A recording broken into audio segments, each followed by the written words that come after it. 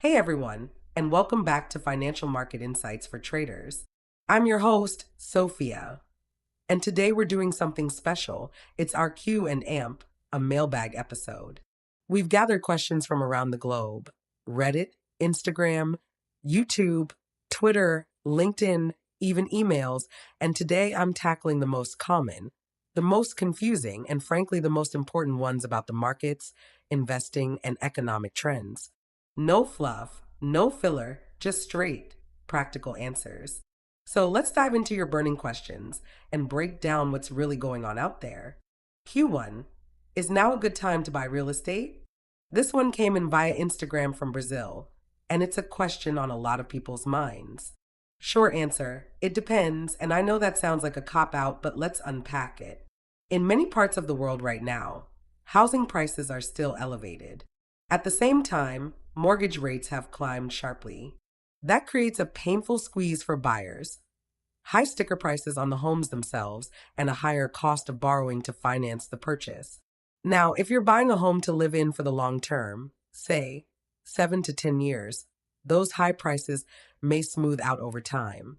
Your equity will likely grow, and you'll benefit from any appreciation and principal pay down. But if you're thinking about a short term flip, that's riskier. High rates and stretch valuations can easily eat into your margins, especially if the market corrects or if you need to sell quickly. Also consider local factors. Is your area seeing job growth? Infrastructure development? Are people moving in or are they moving out? Real estate is hyperlocal. What's true in Sao Paulo won't match Berlin or Toronto. Pro tip: keep an eye on central bank policy. If we see rate cuts in 2025, mortgage rates could drop, bringing more buyers into the market and reigniting demand. Q2: what does a yield curve inversion mean? This question came from Reddit, and it's a great one because it sounds technical but has real world consequences. A yield curve inversion happens when short term interest rates become higher than long term rates. That flips the normal logic of lending, and it's often a signal that the market expects trouble ahead. Why? Because investors see short term economic risks and want to lock in longer term yields, even if they're lower. Historically, every US recession in the last 50 years has been preceded by a yield curve inversion. Think back to the 2000 dot-com bust, the 2008 financial crisis, even the 2020 COVID crash. The yield curve flashed warnings before each.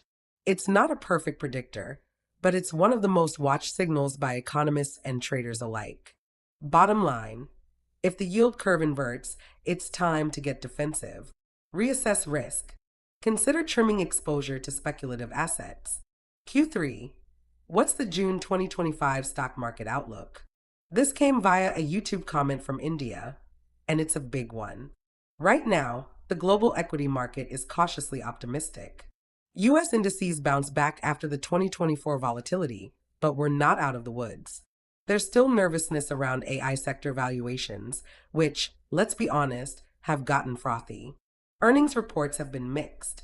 And geopolitical uncertainty, from elections to energy policy, is keeping volatility high. Some areas to watch: energy stocks are gaining interest, especially as new carbon regulations take effect. Tech is at risk of correction due to inflated expectations. Small caps could be the sleeper pick. They've lagged behind, but may rebound if the Fed loosens policy. Internationally, India and Vietnam are hot targets for manufacturing and tech investment. Meanwhile, the Eurozone is grappling with slow growth. Emerging markets are starting to rebound as the dollar shows signs of softening. If you want more color on this, definitely check out our Market Update podcast. We dive into these movements weekly. Q4: what's the impact of tariffs on the stock market? This came via Twitter from the UAE, and with ongoing trade disputes, it's extremely timely. Tariffs act like a tax. They increase the cost of imported goods. That eats into profit margins for companies relying on those inputs, and it raises prices for consumers. In response, countries usually retaliate. That hurts exporters, especially in sectors like semiconductors, agriculture, and autos. Let's take a current example: the ongoing US-China tech dispute. Chip makers have seen major drawdowns.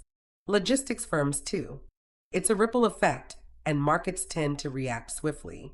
When tariffs hit, investors often rotate out of cyclical or growth sectors and into defensive plays like utilities, consumer staples, and healthcare. Long term impact? Companies are forced to rethink supply chains. Some relocate production to non tariff regions. Others just eat the cost or pass it along to consumers. We dig deeper into this in our episode, The Impact of Tariffs on Stocks, which you can find now on the Crystal Ball Markets podcast. Q5. How do I invest during high inflation? This one came from LinkedIn. Shout out to our listener in South Africa. When inflation runs high, the value of your cash drops and traditional assets often get repriced. Central banks usually fight inflation by raising interest rates. That's bad news for long term bonds and high growth stocks, both of which become less attractive compared to higher yielding alternatives. So, where do you look? Smart plays include tips, Treasury inflation protected securities, commodities, gold and oil tend to perform well, real estate, particularly in elastic sectors like multifamily housing, dividend stocks, especially companies that can raise prices without losing customers. And don't overlook private market assets. Farmland, infrastructure, and long term leases with inflation adjustments can offer protection and yield. Pro tip: check your bond portfolio. Shorten your duration to reduce interest rate sensitivity. Q6. Why is the stock market down today? This came in from the Philippines via Facebook. The short version: there's almost never just one reason. It could be an earnings miss from a major player, a central bank speech, a weak jobs report, or even global headlines, wars, disasters, political shakeups. And in today's environment, algorithms respond to news within milliseconds. That can cause outsized market moves even on minor developments. It's critical not to overreact to daily noise. Use tools like economic calendars and earnings trackers to separate signal from static. Always zoom out. Context matters more than headlines. Q7. What are the top global market trends for 2025? Final question, and it came in via email from Argentina. Here's what we're watching closely at crystalballmarkets.com. AI overhang. After a blockbuster 2024, AI stocks are overheated. A correction or sector rotation is likely. We expect capital to shift toward traditional industries that use AI: logistics, manufacturing, and healthcare. Green energy. Governments are pumping incentives into renewables. This means action in EVs, battery storage, solar tech, and the raw materials like lithium and copper. Interest rate divergence. Not all central banks are moving in sync. The Fed is cautious, while the ECB is more dovish. That creates currency swings and trading opportunities. Emerging markets come back. EM stocks and bonds are attracting flows again. Lower US dollar strength and improving fundamentals in places like South Asia and Africa make these regions ripe for investment. If you want the deep dive, check out our article on Global Market Trends 2025. It's packed with data and actionable insights. Closing thoughts. This episode proves one thing. No matter where you are in the world, we're all trying to navigate a fast, complex, and sometimes chaotic market environment. That's why we're here, to help you cut through the noise with facts, context, and real tools you can use.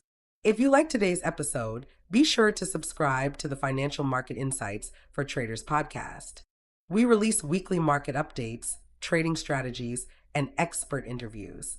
You can also dive deeper with written analysis, forecasts, and tutorials over on our Market Insights blog.